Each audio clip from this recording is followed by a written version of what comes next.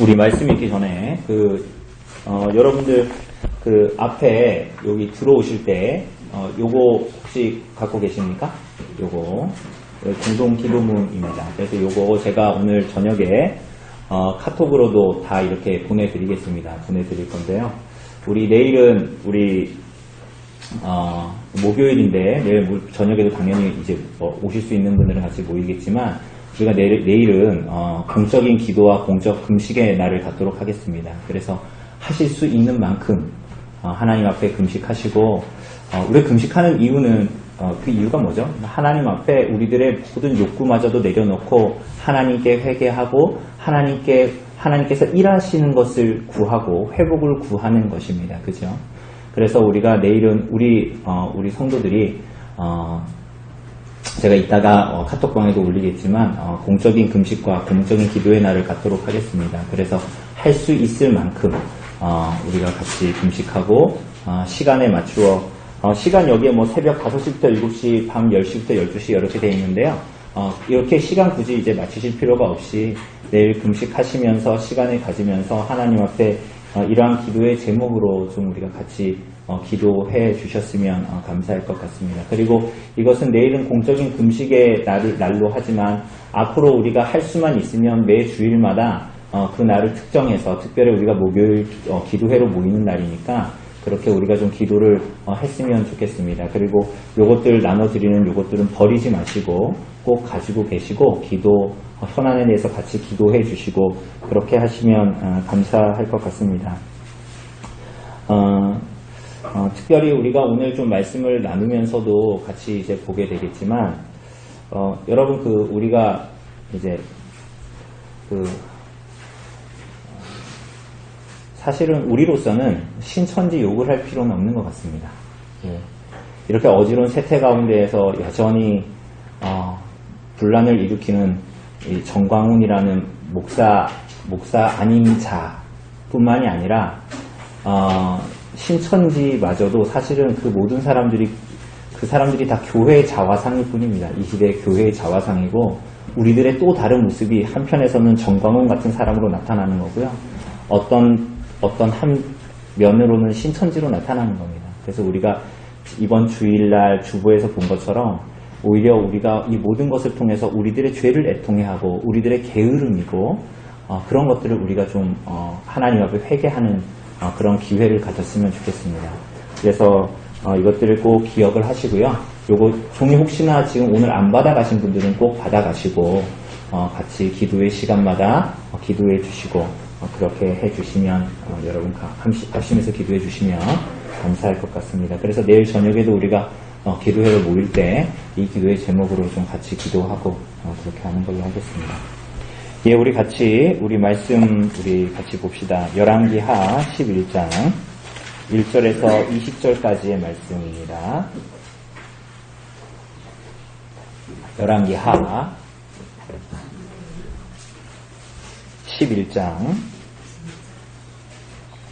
11장입니다. 열왕기하 11장 1절로 20절까지의 말씀입니다. 20절까지의 말씀. 우리 한 절씩 교독하도록 하겠습니다. 제가 먼저 읽겠습니다. 아하시아의 어머니 아달랴가 그의 아들이 죽은 것을 보고 일어나 왕의 자손을 모두 멸절하였으나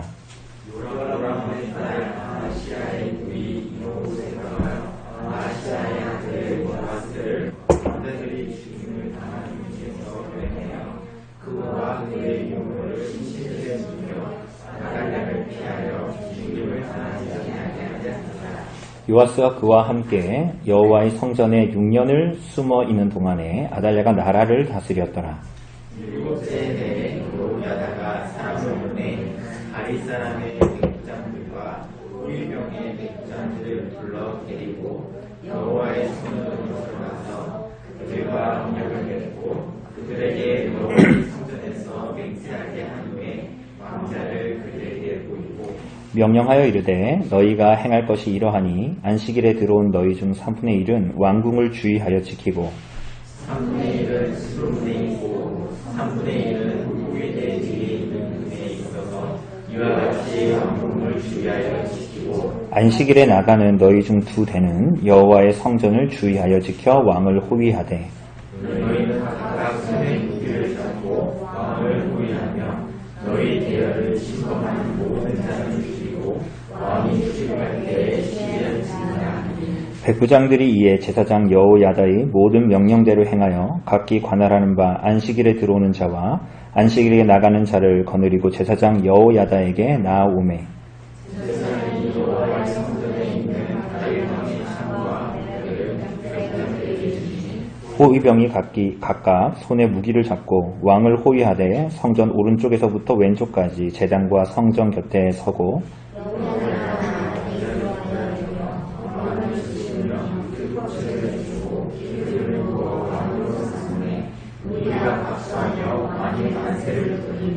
아달랴가 호위병과 백성의 소리를 듣고 여호와의 성전에 들어가 백성에게 이르러 오늘 왕이 규례대로 단위에 서고 상관병과 낙별수가 왕에게 내려졌으며 온 백성이 즐거워하며 나팔을 부는지라. 아달랴가 옷을 찢으며 외치되 하늘이로다 하늘이로다. 제사장 여호야다가 군대를 거느린 백부장들에게 명령하여 이르되 그를 대열 밖으로 몰아내라. 그를 따르는 자는 모두 칼로 죽이라 하니 제사장의 이 말은 여호와의 성전에서는 그를 죽이지 말라 함이라. 이에 그의 대를 열어주매 그가 왕궁에 나가는 길로다. 여호야다가 왕과 백성에게 여호와와 언약을 맺어 여호와의 백성이 되게 하고 왕과 백성 사이에도 언약을 세우게 하매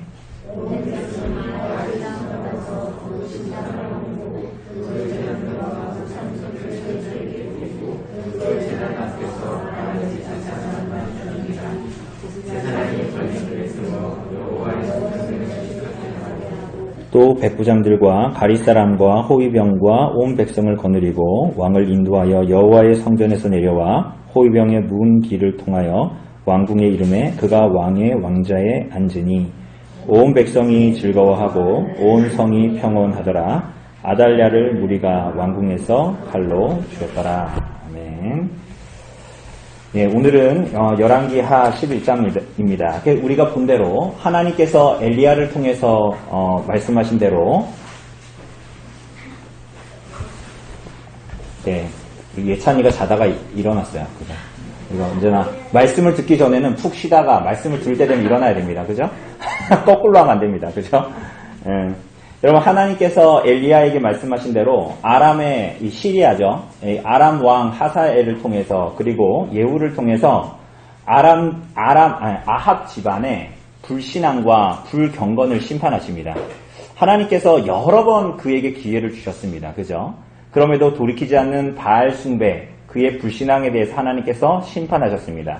그래서 우리가 본 대로 지난주에 본 대로 북이스라엘 왕 요람이 죽었습니다.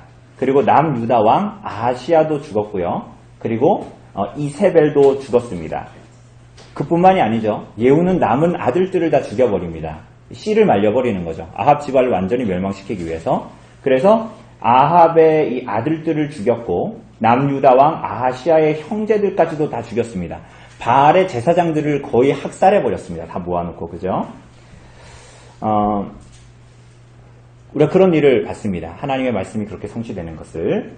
여러분 어떤 목사님이 요즘에 이 코로나 때문에 힘들고 그래서 저도 사실은 여러분 매주간 목회서신 아닌 목회서신을 매주간 매일마다 여러분에게 보내고 있습니다. 그런데 어떤 목사님이 이런 말씀하시더라고요. 그러니까 하나님이 세상을 때리실 때는 교회는 회개해야 하고 하나님이 교회를 때리실 때는 세상은 경고를 받아야 한다. 다시 들어보세요. 하나님이 세상을 때릴 때는 교회는 그것을 목도하고 저놈들은 그래도 싸가 아니라 교회는 그것을 보고 자신들의 불신앙이 있는가를 회개해야 하고 하나님이 교회를 때리실 때는 세상은 경고를 받아야 한다. 여러분 이 말은 하나님이 권능의 왕국과 은혜의 왕국 모두를 이 천지 만물의 주인이시고 창조주요, 섭리주요, 구속주시라는 말입니다. 그래서 하나님께서 언약 백성들에게 행하시는 모든 일상에서 그분의 뜻이 무엇인지 그리고 우리들의 삶에서 드리는 삶의 순종의 의미를 발견하는 신앙의 삶을 살아가도록 우리를 부르셨다 라는 것을 말합니다. 그죠? 그러니까 세상과 교회에 있는 일이 다른 일이 아니라 이 모든 왕국을 다스리는 분이 누구라는 거예요? 하나님이시라는 거예요. 그죠? 그래서 이 모든 것들을 통해서 우리가 초점을 맞춰야 되는 건 뭐예요? 그러니까 종말론적으로 난 죽어서 천국 가면 돼. 어차피 이 세상에 일어나는 일은 나하고 아무 상관없어. 그것은 성도의 올바른 신앙이 아닙니다. 이 모든 것들을 통해서 하나님께서 우리들에게 무엇을 말씀하시는가를 목도하는 것입니다. 우리들의 삶에서 제가 전에도 얘기했던 대로 제가 옛날에도 그런 얘기 했잖아요. 감기만 걸려도 그 일을 통해서 내가 하나님 앞에 돌아보는 기회를 저는 삼습니다. 그러니까 내가 무슨 일이 있으면 하나님 앞에 나를 자꾸만 비추어 보는 거야. 개인적인 일도 그러한데 이 세상에서 일어나는 일, 교회에서 일어나는 그 모든 일들이 사실은 우리들 하나님 앞에 우리들이 어떠하게 살아가고 있는가 우리들의 신앙과 경건을 돌이켜보는, 왜냐하면 이 모든 것을 하나님이 다스리시는 창조주이시요 구원자이시요 섭리주이시기 때문이죠. 여러분 북이스라엘과 남유다에서 일어난 일은 어떻죠? 우리가 지금까지 본 대로 여러분 정치가가 한 명이 잘못 나타난 것이 아니라 어떤 나쁜 놈들이 있어가지고 쿠데타를 일으키고 그것으로 끝이 아닌 것이지요. 그죠? 그냥 나쁜 놈들이 쿠데타 일으켜가지고 정권이 혼란스러워지고 그런 게 아니라는 것입니다. 이 모든 것들이 다 하나님의 손안에 있다라는 것이죠. 아까도 얘기한 대로 우리가 지금 서두입니다. 이 오늘 본문으로 나가기 전에 코로나 바이러스가 이것 때문에 혼란스러운 가운데 있는데 한편으로는 정광훈이라는 사람이 나타났고 한편으로는 신천지 사람들이 나타나서 막 바이러스가 더 흥왕하게 만드는 일들을 만들었죠. 우리는 누구도 비난할 수가 없습니다. 왜요? 한 사람은 자기를 목사라고 하는 사람이고 한 사람은 자기네가 교회에서 나왔다고 하는 이단들 신천지입니다. 성경을 들고 있는. 우리가 이런 상황들을 보면서 요즘에 유행하는 말로 굉장히 상징적이죠. 근데 실제로 그냥 우스갯소리로 상징적이 아니라 이것은 대체 우리들에게 무엇을 말하고 있는 걸까요?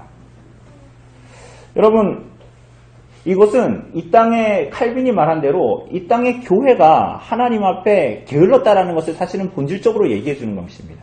뭔가 교회에 이상이 있다라는 것을 굉장히 큰 소리로 말하고 있는 것입니다. 그냥 신천지 그놈들이 잘못했다, 정광훈이라는 이상한 놈이 나타났다가 아닙니다.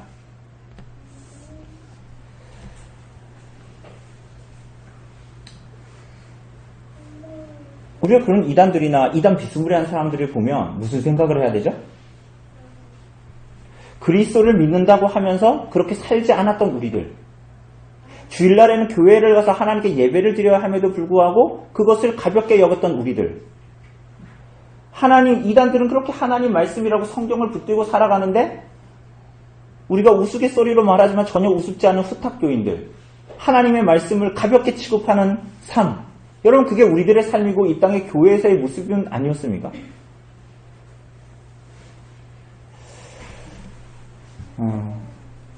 여러분 우리는 이 세태를 굉장히 두려운 마음으로 봐야 합니다.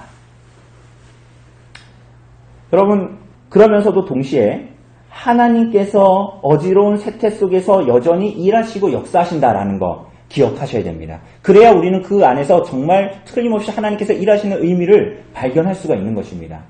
그럼 발견하고 끝나는 것이 아니라 오히려 그 역사하시는 하나님 앞에 성경에 비추어 그 의미를 깨닫고 우리가 돌이켜야 할 삶의 자리가 있다면 돌이키고 청산해야 할 자리가 있다면 청산하고, 그래서 하나님을 사랑해야 할 때로 사랑하고 우리들의 형제와 이웃을 사랑해야 할 때로 사랑해야 하는 자리로 돌아서야 하는 것입니다. 여러분 아합을 보십시오. 하나님께서 그에게 무수한 기회를 허락하셨습니다. 살 떨리는 기회들도 허락하셨어요.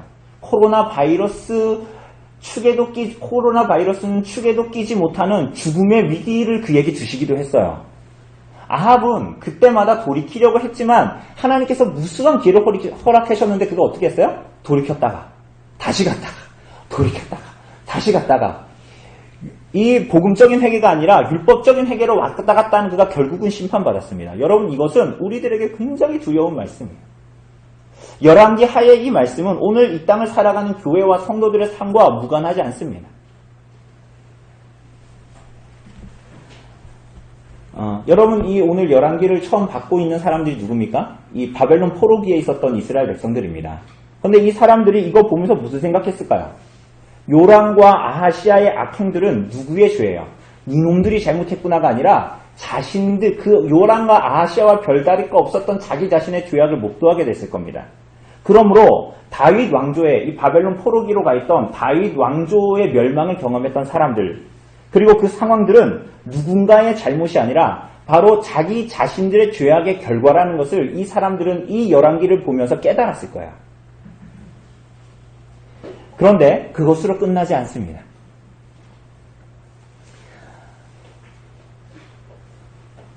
하나님께서 그 가운데에 우리들에게 근거하지 않은 긍휼과 자비를 베푸셔서 언약 백성들이 여전한 구원의 소망을 가지고 이 땅을 살아가게 하셨습니다. 그죠? 그것이 오늘 11장의 내용입니다. 지금까지는 이 아합 왕과 그리고 이 다윗 언약의 약속이 있는 남유다까지도 정말 갈팡질팡 막 그죠? 특별히 북이스라엘의 왕들은 계속 나오면서 우리들에게 굉장한 스트레스를 줬죠. 왜 스트레스를 받아요? 여러분과 저의 모습이 거기에 막 있으니까. 그래서 난 죽을 수밖에 없구나. 결국은 아합같이 심판받을 수 없구나. 아합의 모습을 보니까 내 삶 같은데. 물론 우리가 거기서도 교훈을 찾을 수 있지만 하나님께서 그보다 선점적으로 우리들에게 구원의 은혜, 자비를 베푸시겠다라는 약속들을 우리는 오늘 11장에서 보게 됩니다. 우리 한번 봅시다. 1절을 보면 여러분 누가 나옵니까? 아하시아의 어머니 누구요? 아달랴입니다. 우리가 알다시피 이거 이세벨의 딸입니다. 그런데 이 사람이 누구예요? 이 아달랴라는 사람은 누굽니까? 아하시아의 어머니, 그러니까 남유다 왕의 어머니인 거예요. 그래서 죽었잖아요. 지난주에 죽었잖아요. 10장에서, 그죠? 아하시아의 어머니. 그리고 그 이전에는 이 여자는 조금 전에 말씀드린 대로 아합의 딸입니다. 그러니까 아합의 집안하고 사돈 맺으려고 했던 사람이 누굽니까? 남유다의 여호사밧 왕입니다. 그죠? 그래서 여호사밧이 어떻게 했어요? 아합하고 결혼 동맹을 맺으려고 어떻게 한 거예요? 자기 아들 요람과 그 아합의 딸인 이 아달랴를 어떻게 한 거예요? 결혼시킨 거예요. 그러니까 여러분 여호사밧이 남유다에 보면 선한 왕입니까? 선하지 않은 왕입니까? 아니 우리가 일반적으로 판단했을 때 여호사밧이 선한 왕이라 그랬어요? 선하지 않은 악한 왕이라 그랬어요? 선한 왕이에요. 그런데 이 사람은 하나님 앞에 개인적으로 경건하게 하나님 앞에 그의 삶을 드렸을지 모르지만 언약적으로는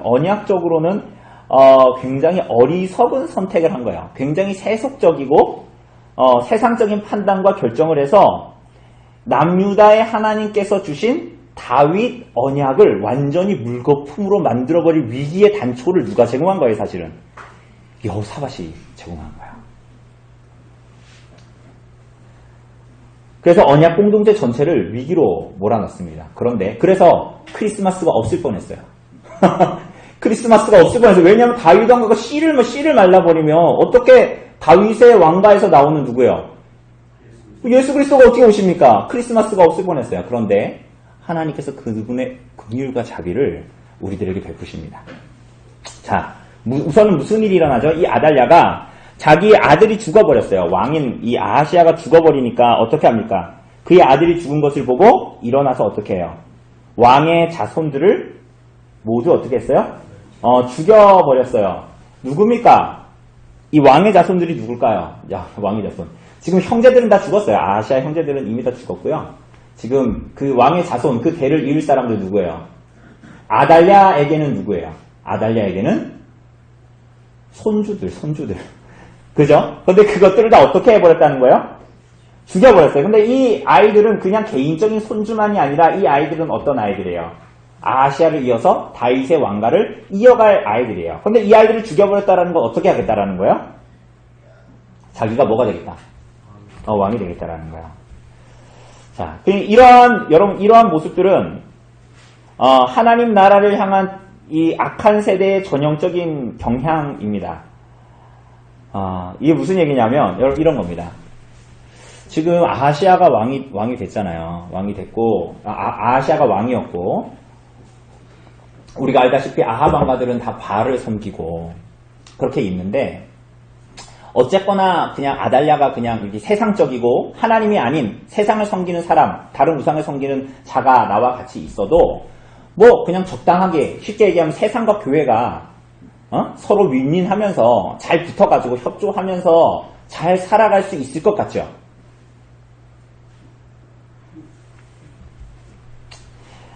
여러분 근데 그게 굉장히 순진한 생각입니다. 이게 성경적이지도 않고 굉장히 순진한 생각입니다. 여러분 오늘 이 아하시야가 죽고 나자 아달랴가 이 왕가를 완전히 무너뜨리고 자기가 이 하나님 나라를 대표하는 다윗 왕조를 이제 멸종시키고 자기가 그 지배권을 잡으려 하고 하는 이 모든 것들은 예수 그리스도의 왕국에 대해서 품고 있는 세상의 복륜적인 경향들입니다. 그것을 보여주는 것이 바로 이게 아달랴입니다. 그래서 세상의 권력들이 힘이 있을 때 보여주고자 하는 일들이 이런 일이에요. 여러분들이 이해를 잘 하기 위해서 한 가지 예를 들어드릴게요. 여러분, 이번 주에 뉴스 보면 경기도지사가 신천지에 강제로 공권력을 발휘해서 거기를 쳐들어갔습니다. 거의 군사작전처럼 해서 들어가서 다 하고 다 소독하고 막 하여튼 그런 일들을 하지 않았습니까? 여러분 그런 거 보면서 우리 무슨 생각해요? 여러분 무슨 생각했어요? 저는 뭐 개인적으로 이재명 나쁘다고 생각하지 않습니다. 근데 여러분 어떻게 생각하세요? 그거 보면서 무슨 생각했어요? 신천지가 그렇게 되는 거 보면서 무슨 생각하셨어요? 예, 통쾌하다. 꽃이다. 그죠? 그러니까 더 이상 코로나 바이러스가 퍼지지 않도록 하기 위해서 그렇게 해야겠죠. 그건 잘하는 것 같아요. 그런데 여러분 그 공권력이 교회를 향하게 될 때를 여러분 생각해 보셨습니까? 여러분 교회는 그런 일을 당하지 않을 거라고 생각이 들죠. 그리고 신천지 보면서 꽃이다고 생각하죠. 여러분 그거 굉장히 순진한 생각입니다. 여러분 그래서 벌써 여러분들 주변에 그런 사람들이 있을 거예요. 벌써 코로나 돌고 세상 사람들은 제가 목회서신에서 말씀드린 대로 신천지와 교회를 한 통속으로 봅니다. 그래서 벌써 여러분 주변에는 그런 사람들이 많을 거예요. 꼭 그렇게 예배 드려야 돼? 야, 꼭 교회에 이렇게 모여야 되니? 야, 한 명 또 늘었대. 야, 니네 꼭 그걸 해야 되니? 라고 말합니다. 여러분 잘 생각해 보십시오. 여러분 예수님께서 장차 형제가 형제를 아비가 자식을 죽는데 내어주며 자식들이 부모를 대적하여 죽게 하리라 라는 말씀 이 어떻게 나타날까요? 극히 세속적인 그리스도인들은 그날 어리석게 대처할 겁니다. 하나님 나라와 세상을 구분을 못하는 거죠.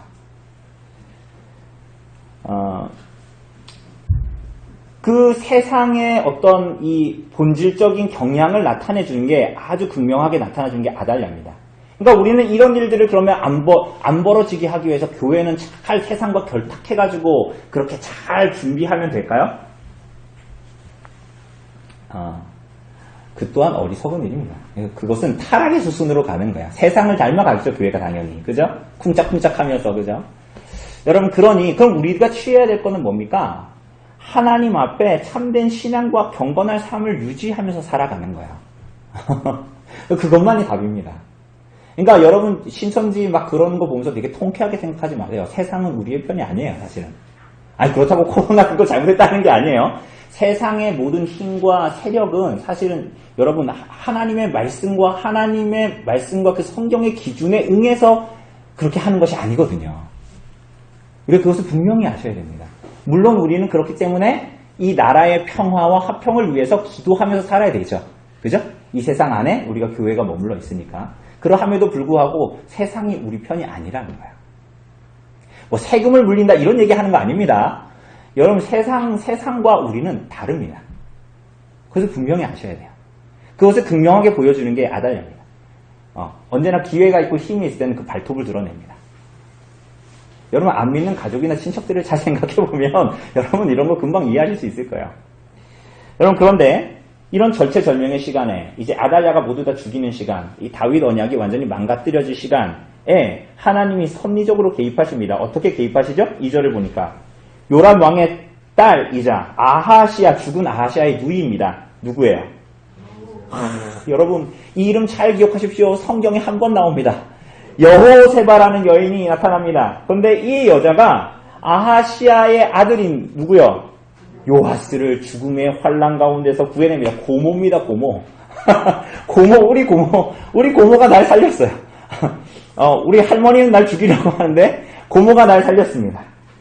어떻게 살려요? 그거 보니까 요아스를 어떻게 했대요? 어디에 숨겼대요? 유모의 침실에 숨겼대요. 그러니까 이게 원문으로 얘기하면 침대들의 방입니다. 침대들의 방. 그러니까 아마도 침실이나 침구류나 침대들이 많이 쌓아놓은 그런 깊숙한 곳에 그 아이를 숨겨서 살려냅니다. 여러분, 그리고 그 아이를 어떻게 살려냅니까? 그 아이를 어떻게 합니까? 3절에 보니까 요아스가 그와 함께 여호와의 성전에 몇 년 동안? 여러분, 우리 지금 예준이, 예찬이 집에서 지금 이제 요즘에 보내고 있는데 며칠 있어도 되게 힘들잖아요. 지금 이 아이를 여호와의 성전에서 6년 동안, 그것도 공개적인 게 아니죠? 숨어서 지내죠. 우선은 여기서 나오는 여호와의 성전이 사실은 이 시대에 남유다에서 가장 안전한 곳일 겁니다. 왜요? 아달랴가 이방인입니까? 유대인입니까? 이방인이거든요. 근데 이 여자는. 근데 결국은 이렇게 보면 이방인이 들어갈 수 없고 들어올 수도 없는, 들어가지도 않을 거고, 바알 성지니까 들어가지도 않고 들어올 수도 없는 곳이기 때문에 그렇습니다. 그래서 어떤 사람들은 이 요아스를 이렇게 숨겨서 키운 이 여호세바를 BC 9세기의 요게벳이라고 부르기도 합니다. 요게벳이 누구예요? 모세의 어머니죠. 그러니까 모세를 버려야 하는데 그 아이가 아름다운 아이임을 알고 석 달간 그를 숨겨서 키우죠. 그래서 이 모세에게 요게벳처럼 이 여호세바는 요아스를 숨겨서 키웁니다. 여러분 왜 그랬을 것 같아요? 여러분 이 여호세바가 왜 그랬을까요? 여러분 여호세바의 이름이 여호와는 언약이시다라는 의미입니다. 굉장히 상징적인 의미입니다. 여호와는 언약이십니다. 그러니까 여호와가 언약의 하나님이시라는 거예요. 여호와는 언약을 성취하시는 분이시고 지키시는 하나님이시다라는 말입니다. 거기에 대한 믿음이 있었던 것 같아요. 이 여자는. 우리가 앞으로 또 보겠지만 어쨌거나 여러분 이 6년간 아달랴는 왕위를 찬탈한 여왕으로서 남유다를 지배하게 되고 군림하게 되고, 우리가 남의 일이니까 웃으면서 지나가지 사실은 이 여호세바가 6년간 여호와의 성전에서 7살이 될 때까지 그렇게 키운 것은 쉬운 일이 아니죠. 그죠? 여러분 역대하 22장에서 말하는 대로 이 여호세바는 이후에 바로 이어 나오는 제사장 여호야다의 아내입니다. 그러니까 유대 역사가 요세푸스도 증언합니다. 이 여호야다의 아내가 여호세바다. 여러분 이것은 6년 동안 아이를 숨겨서 키운다라는 것은 그의 삶의 번거로움만을 말하는 것이 아닙니다.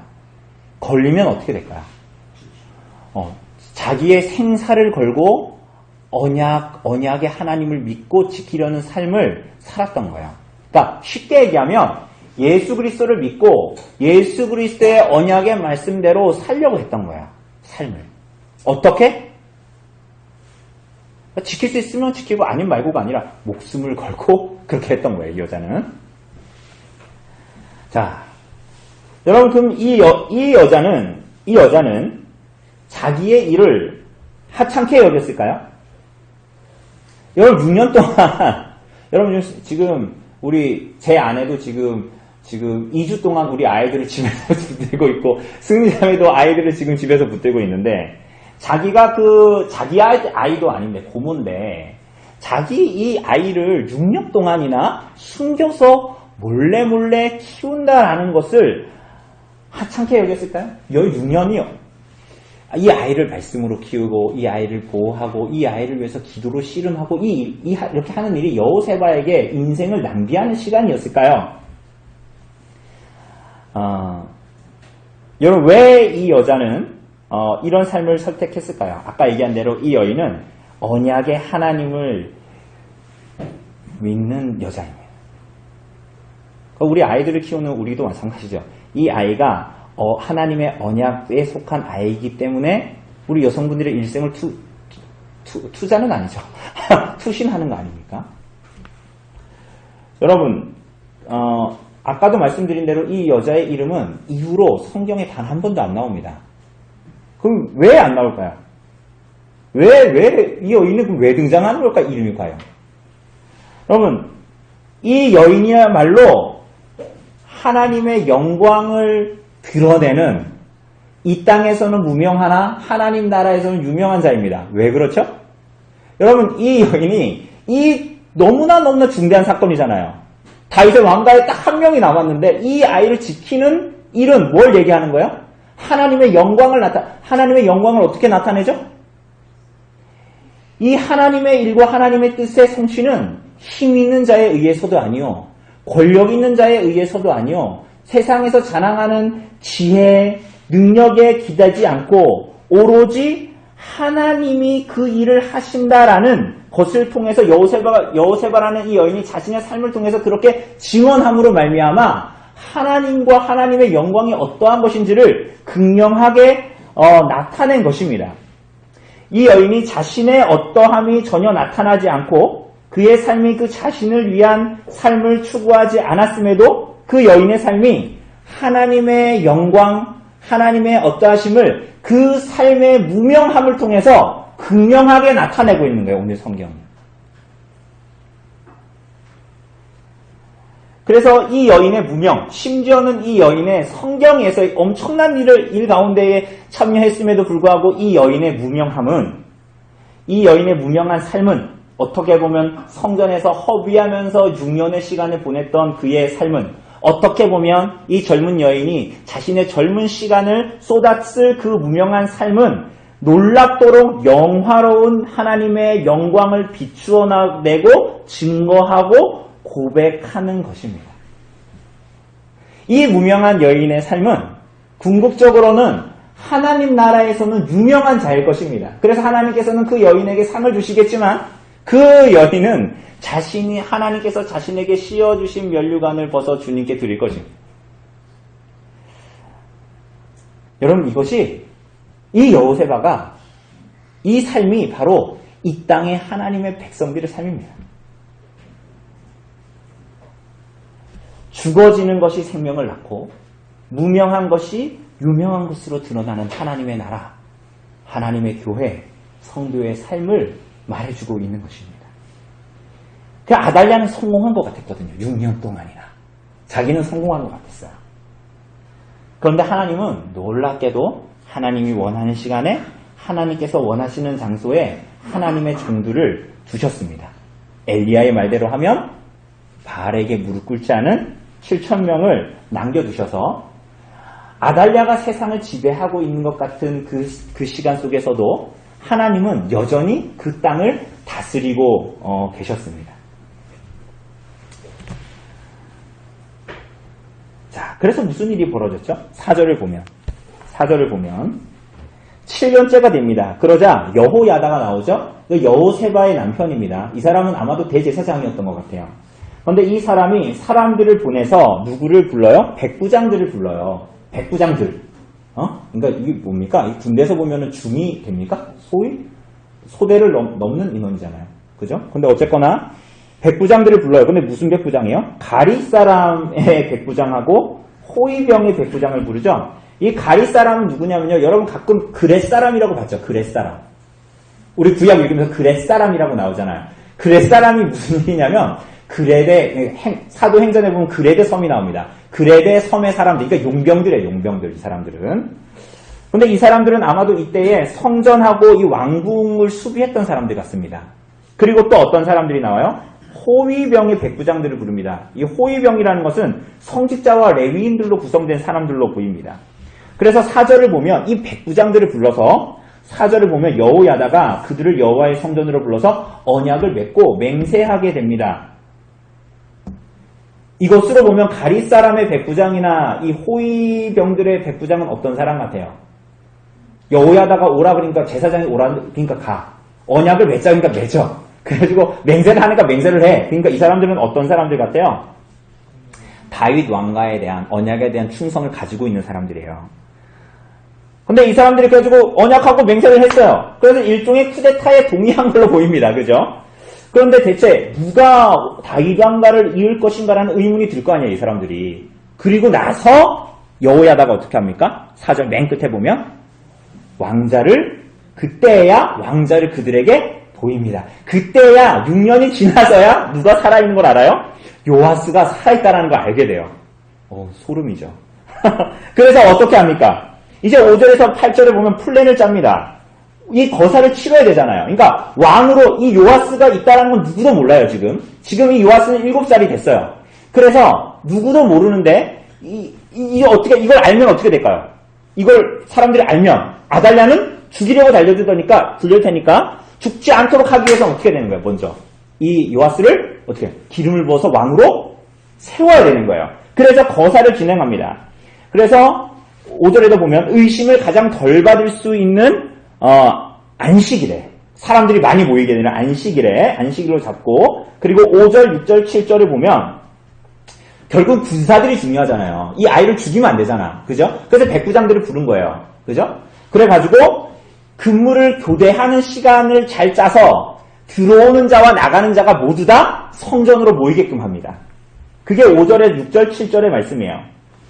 읽으면 잘 뭔 말인지 모르겠지만 우선 보면 3분의 1은 왕궁에, 그죠? 5절의 중간부터 보면 3분의 1은 왕궁, 3분의 1은 수루 성문, 그러니까 이 예루살렘 성전 뜰의 남동쪽, 기초문이라고 불리는 그런 데입니다. 그리고 3분의 1은 호위병들의 뒷문을 지킵니다.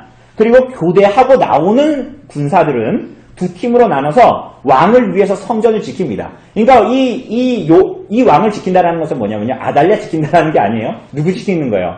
요아스를 지키는 거예요. 이제 성전에 들어가서 그 성전 단에서 기름을 붓겠다라는 겁니다. 이것을 위해서 이중으로 호위하여 그 일을 진행한다. 9절에서 12절은 그 일을 시행합니다. 이게 지금 어떻게 보면 쿠데타예요. 쿠데타. 이걸 진행하는 거예요. 9절을 보면 백부장들이 들어오는 자와 나오는 자를 다 거느리고 누구한테 가요? 그러니까 이 임무 교대하는 모든 사람들을, 군사들 다 끌고 누구한테 가요? 제사장한테 갑니다. 여호야다한테. 그리고 10절을 보면 그가 여호와의 성전에 있던 뭐를 줘요? 다윗 왕의 창과 방패를 줘요. 그래서 그것들을 들고 있게 합니다. 그 군사들이, 호위하는 군사들이. 그건 뭐예요? 이 창과 방패가 누구 거래요? 다윗 왕이 뭐예요? 요아스의 왕위의 적법성을 나타내는 겁니다. 그래서 언약의 이 일이 쿠데타가 아니라 언약에 합한 일이다. 오히려 누가 쿠데타를 일으킨 거다? 아달랴가 쿠데타를 일으켜서 아주 그런 것들을 적실하게 보여주는 거예요, 지금. 그래서 그 다윗 왕의 창과 방패를 갖게 하고, 12절을 보면 여호야다는 요시야를 인도합니다. 7살짜리 왕을 인도하여서 왕관을 씌우고 율법책을 주고 기름을 부어 왕으로 삼았습니다. 그런데 뭘 줬어요? 이 왕에게? 율법책을 줬어요. 이게 뭐예요? 신명기 17장 14절에서 20절에 나오는 왕의 언약적인 책임입니다. 그게 뭐예요? 너는 아내를 많이 두지 말고, 은금을 너에게 많이 두지 말고, 말들을 많이 갖지 말며, 누구를 의지하라? 하나님을 의지하고 언약에 의해서 왕이 되었으니 하나님의 언약에 의해서 이 나라를 통치하고 다스려라 라는 것이죠. 그것이 여기서 말하는 이게 율법책입니다. 그러니까 사람들이 막 어떻게 해요? 안식일에 사람들이 다 모였어. 그런데 쉽게 얘기하면 메시아거든요. 메시아. 이게 다윗 왕가의 왕들은 메시아예요. 메시아. 왜냐하면 그 왕가를 통해서 참된 메시아가 나타날 거니까. 그러니까 이 메시아가 나타났으니까 어때요? 막 환호하고 사람들이 박수를 치고 만세를 불러요. 그러니까 13절에 보니까 여호와의 성전에 들어가서 그 광경을 보고 아달랴가 뭐라 그러는 거예요? 뭐라 그래요? 반역이다. 반역이다! 반역이다! 막 소리를 지르는 거예요. 누가 반역을 일으켰는데? 아달랴가 왕이 창탈자인데. 그래가지고 어떻게 해요? 군사들이 아달랴를 여호와의 성전에서 끌어내서 16절을 보면 그를 잡아다가 어디서 죽여요? 여기서 이에 그의 길을 열어주면인데 이게 사실은 원문으로 얘기하면 그를 잡아가지고 끌어냈다 이런 뜻입니다. 그래서 어떻게 해요? 그가 왕궁의 말이 다니는 길로 가다가 거기서 죽임과 군사들이 끌어내서 왕궁의 말이 다니는 곳에서 죽였다라는 거예요. 근데 이거 누구의 죽음 같아요? 그의 어미 이세벨의 죽음이에요. 그죠? 떨어뜨리고 전차로 갈리고 들개들이 뜯어먹고, 그죠? 그러니까 그 어미 이세벨의 죽음과 굉장히 유사한 죽음 9장에 나오는 그래서 하나님께서 그들을 동일하게 심판하셨다라는 것을 보여줌으로 말미암아 하나님 말씀대로 바알을 섬겼던 아합의 집안이 완전히 멸망당하게 되었다라는 것을 보여줍니다. 그런데 여러분 그것으로 끝나지 않습니다. 17절을 보면 17절부터 이제 20절을 보면 뭘 맺어요? 언약을 맺어요. 누구와 언약을 맺습니까? 왕과 백성이 여호와와 언약을 맺고 또 왕과 백성도 둘 사이에 언약을 맺습니다. 왜 그럴까요? 언약 백성으로서의 정체성을 다시 회복하는 것입니다. 이걸 뭐라 그래요? 언약 갱신. 언약을 갱신하는 거예요. 여러분 언약을 갱신할 때 우리가 이스라엘 백성들이 막 모압 평지에서도 가나안 땅에 들어가기 전에도 다시 한번 언약 갱신을 하고 그럽니다. 그거를 모압 언약이라고 그러잖아요. 그런데 이 언약이 새로운 겁니까? 이스라엘 백성들이 시내의 산에서 받았던 언약과 모압의 언약이 내용이 전혀 달라요? 동일하거든요. 여러분 그러니까 새로운 무언가를 도입하는 것이 아닙니다. 그럼 뭐예요? 여러분 하나님 백성들이 스스로 그들의 언약적인 지위, 내가 모시는 하나님이 누구고 내가 누구로부터 불림을 받았고 내가 어떻게 살아가야 하는가에 대해서 계속적으로 기억할 수 있도록 언약을 갱신하는 거예요. 그래서 불순종과 불경건에서 돌이켜서 하나님께서 그들에게 맺으신 언약을 기억하고 이미 맺은 언약을 기억하고 언약에 순종하여 나아가는 겁니다. 오늘날도 언약 갱신이 있어요, 없어요? 오늘날 언약 갱신이 있어요, 없어요? 여러분 언약 보험 갱신하는 것처럼 언약 갱신이 있냐고요? 있죠. 언약 갱신의 가장 최소 단위가 뭡니까? 주일입니다. 주일날 예배드리는 게 언약을 갱신하는 거예요. 여러분들이 지금까지 일주일 동안 살았던 모든 불경건과 불신앙을 하나님 앞에 내어놓고 하나님의 하나님 되심과 그분 앞에 나의 지위를 다시 한번 확인함으로 말미암아 하나님께 돌이키는 거예요. 오늘 이 백성들이 뭐예요? 다윗, 그 유다의 왕들이 다 뭐 했던 거예요? 하나님께 불순종했잖아요. 이스라엘 백성들도 다 바알을 섬겼잖아요. 심지어는 남유다 땅인데 지금 바알 신전들이 막 있잖아요. 그러니까 어떻게 하는 거예요? 하나님께 불순종했던 사람들, 불경건했던 사람들이 지금 언약을 맺고 있잖아요. 어떻게 언약을 갱신하는 거예요. 그 자리에서 돌이켜 내가 하나님께 나아갑니다라는 언약의 갱신을 하고 있는 겁니다. 여러분과 저에게도 언약 갱신은 어떤 날이에요? 여러분 주일입니다. 예배입니다. 언약 갱신의 날입니다. 그래서 우리들이 주일에 모이고 예배를 드리는 것은 장가가고 시집가는 일이나 하찮은 일들과 맞바꿀 수 없는 일들입니다. 여전히 타락의 찌꺼기가 남아있는 우리는 여전히 하나님의 말씀에 불순종하여 살아가죠.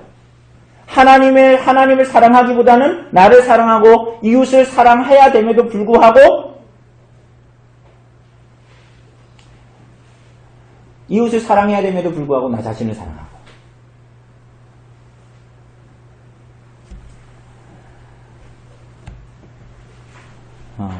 그러면서 신앙만이 아니라 때로는 부정과 불법을 아무렇지도 않게 저지르면서 살아가죠. 그래서 우리는 언약 백성들은 어떻게 해요?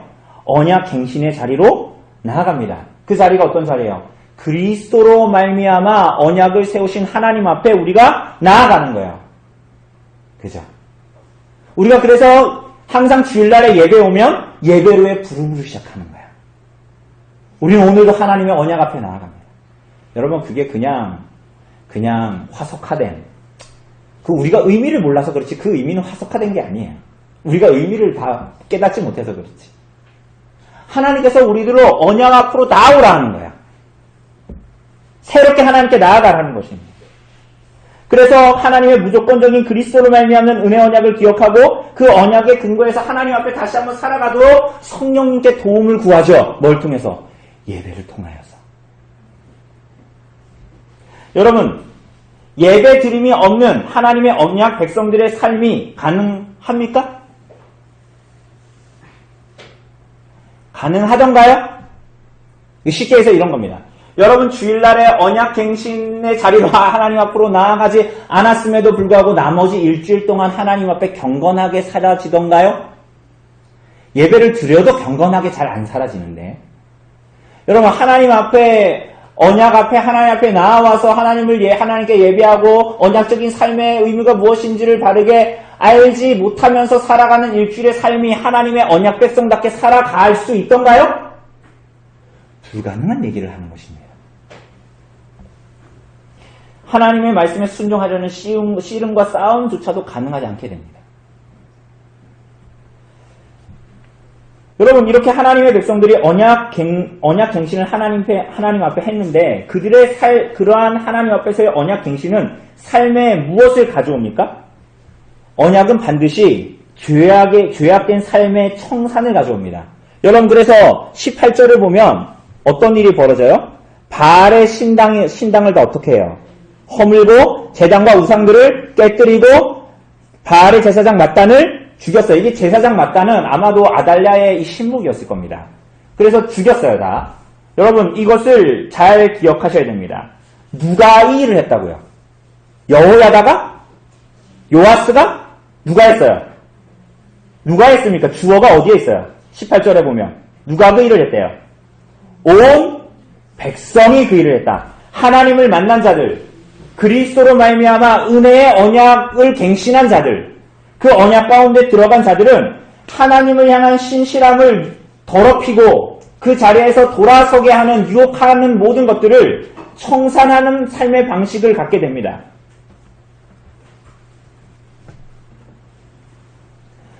그죠? 이걸 거꾸로 하면 안 됩니다.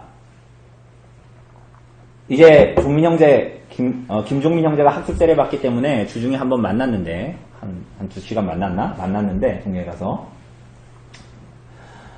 종민 형제가 이제 이런 얘기를 했어요. 그러니까, 이제 이후에 세례를 받게 되고, 그런 얘기를 하니까, 종민 형제는 아직 자기가, 준비가 안 됐대요. 세례를 받을 수 없을 것 같대요. 왜 받을 수 없냐, 그러니까. 내가 아직 이런저런 내 삶에, 이 정리되지 않은 것들이 여전히 남아있기 때문에, 내가 세례를 받을 수 없다라는 거야. 여러분, 그런데, 오늘 이 순서를 우리가 자꾸 이제 맞바꾸면 안 되는 거야. 그죠? 내가 바알의 산당을 부수고, 내가 맏단을 죽이고, 언약을 갱신해야겠다가 아닙니다. 하나님의 언약 앞에 내가 은혜로 부름을 받았다라는 것을 깨닫고, 하나님과 만나고, 그분과의 언약의 갱신이 우리가 인격적으로 주어지고, 그 다음에 어떻게 되는 거예요? 우리들의 삶의 모든 것들을 파괴하고 청산하는 식으로 나타나는 것입니다. 그죠? 이것이 조건이 되어서 하나님과 언약을 갱신하는 게 아닙니다. 여러분과 저는 원래 무자격한 자이죠. 여러분은 원래 그 언약 안에 들어올 수도 없는 자들입니다. 코로나 바이러스에 덜덜 떨어야 될 자들입니다. 근데 우리는 더 이상 그러한 자들이 아닙니다.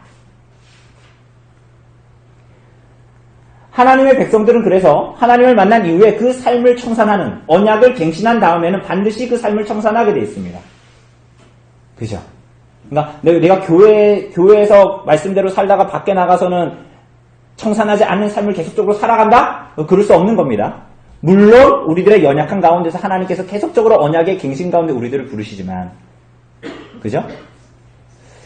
여러분, 그래서 마가복음 10장에 보면 우리가 아는 부자 청년이 언약의 말씀을 붙들었죠. 그죠? 예수한테 와서 뭐라 그랬어요? 내가 뭐도 지켰고 다 지켰습니다. 이런 식으로 얘기하잖아요. 그죠? 그런데 이 부자 청년이 자신의 삶을 청산했어요? 못했어요? 여전히 못했어요. 그래서 예수님이 이 청년한테 뭐라 그랬어요? 너한테 있는 거 다 팔아 가난한 자들에게 주라. 그리하면 하늘에서 보화가 내게 있으리라. 그리고 와서 나를 뭐해라? 따르라. 구주의 말씀은 뭐였어요? 언약에 붙들린 택자들의 경건한 삶으로서의 추구, 자기를 부인하고 자기 십자가를 지고 주를 좇는 택자들의 삶을 말씀하신 것이죠.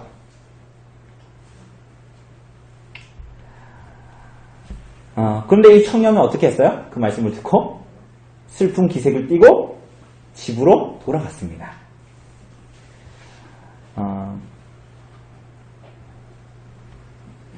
여러분, 예후도 그렇고 믿는다고 하지만 여전히 자기 자신을 배부르게 먹이기에 익숙한 오늘날의 교회와 성도들의 모습이 그렇다라는 사실에서 하나님께 긍휼과 자비를 구하게 됩니다. 오히려 그런 자들일수록 언약 갱신의 자리로 하나님 앞에 나아가야 되는 거죠. 그죠? 여러분, 이 모든 일이 있은 후에 요아스가 왕좌에 앉은 후에 결론이 뭡니까? 20절을 보면 결론이 뭐예요? 우리 같이 읽어볼까요? 시작.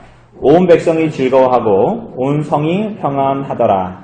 아달랴를 무리가 왕궁에서 칼로 죽였더라. 이렇게 나옵니다.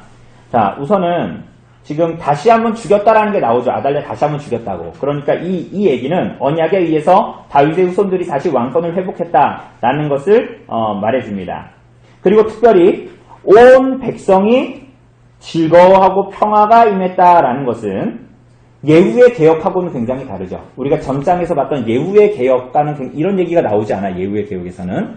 그런데 하나님께서 인정하시는 왕권, 그분의 언약에 의한 통치가 실행될 때에 약속대로 오시는 평강의 왕이 오시는 길이야말로 그 일들이 우리 안에 있을 때에야 이렇게 온 백성이 여호와의 품으로 들어와 평화를 누린다라는 것을 말해줍니다.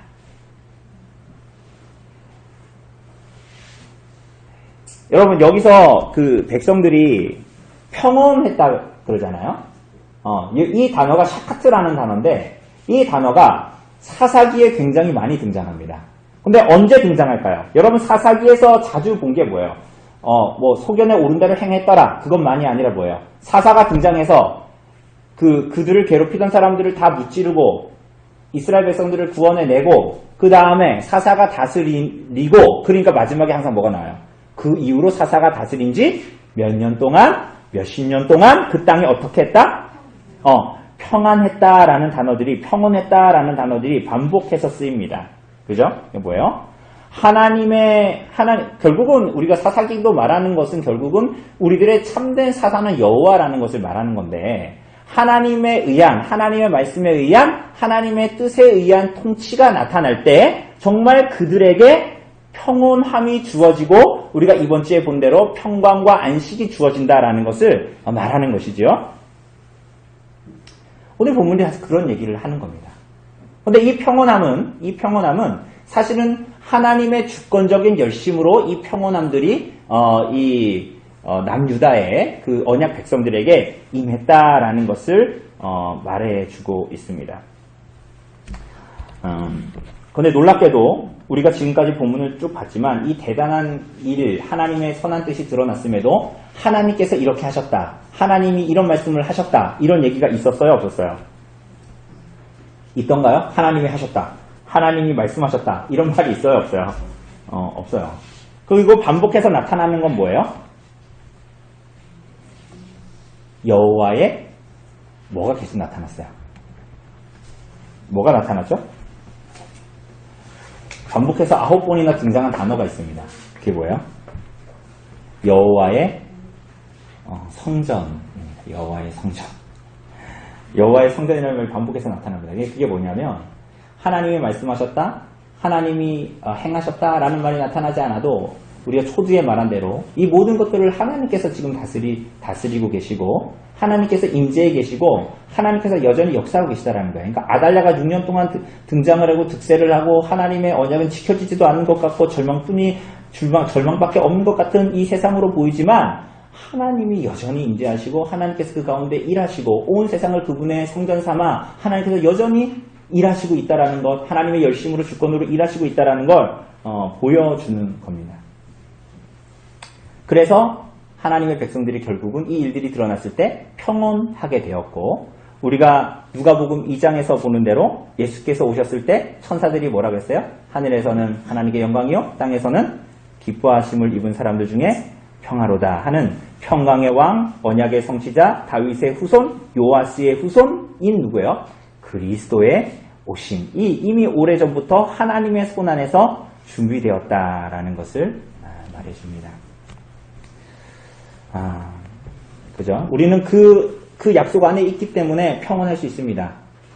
바벨론 포로기에 있었던 이스라엘 백성들, 아합을 보면서, 아하시아를 보면서 나의 죄구나. 이제 나는 어떻게 할꼬? 저년밖에 없는 자들조차도 하나님의 그래서 끝없는 긍휼과 자비를 구할 수 있었어요. 그죠?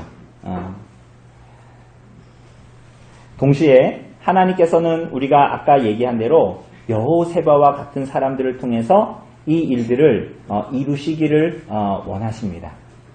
하나님께서 주권적으로 일하시지만 그 언약의 백성들이 마치 여호세바와 같이 하나님 앞에 자신을 드리기를 원하는 거야. 그런데 놀랍게도 여호세바는 자신의 주장을 하지 않는 것처럼 보이죠. 성경에도 한 번밖에 안 나오니까. 그런데 하나님은 그렇다고 여호세바를 그냥 버려두는 것이 아니라 이 모든 일들의 이면 속에서 이 여호세바 안에서 많이 등장하진 않지만 이 사람 안에서 이 언약 백성의 삶에서 그리스도의 형상을 빚어내시고 만들어내시는 놀라운 일들을 하나님께서 모든 교회와 성도들 가운데 행하십니다. 그러므로 말미암아 하나님의 뜻을 이 세상과 교회 가운데에 나타내시는 것이죠. 그 영광스러운 자리로 부름을 받은 자들이 그리스도의 십자가로 말미암는 은혜 언약으로 부름을 받은 택자들, 교회, 성도들, 여러분과 저입니다.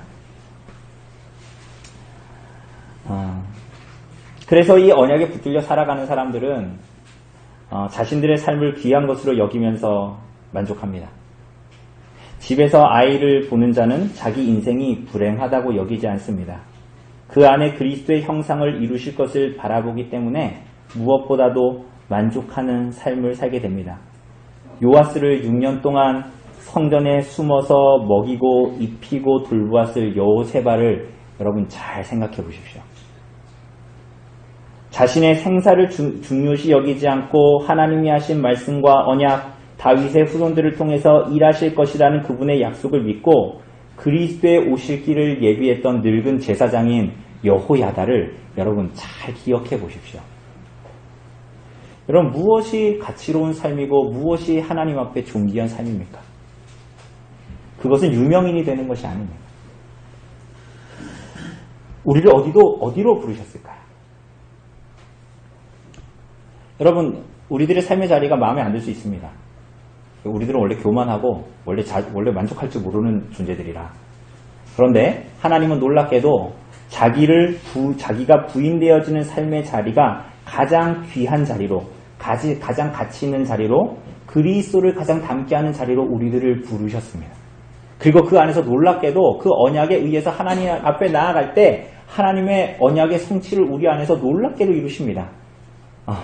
하나님이야말로 윈윈하시는 분이십니다. 하나님의 뜻을 이루시고 우리들을 그리스도의 형상으로 만드시고 그 모든 일들을 동시에 하시는 분이시죠. 그게 여러분과 저에게는 어떤 자리예요? 죽도록 하나님을 잘 안 되는데 언약에 의해서 죽도록 하나님을 사랑하고 언약의 갱신의 자리인 주일과 예배를 지키려고 몸부림치는 그 자리예요. 되게 시원하고 쾌적하고 좋은 자리가 아닐 수 있습니다. 여러분 죽도록 그분의 말씀에 어떻게 순종하는 것이 그분을 영화롭게 하는 것일까 고민하는 자리. 6년 동안 여호세바가 여호와의 성전에서 그 아이를 붙들었던 것을 기억해 보세요. 어떤 여인을 만나서 혼인하는 것이 하나님의 뜻일까를 고민하면서 1살, 2살 나이를 먹어가면서 하나님의 뜻을 찾는 자리. 내가 아무나 만날 수 있지만 하나님의 뜻이 어디에 있을까를 고민하는 자리. 이렇게 말씀을 듣고 순종하며 살아가는 지경이 엄별리 강릉시의 저 시골에 엄별리 한 곳뿐이라면 내 인생이 얼마나 처량할까를 고민하면서도 그 부르신 자리에 만족하려고 씨름하려는 그 자리.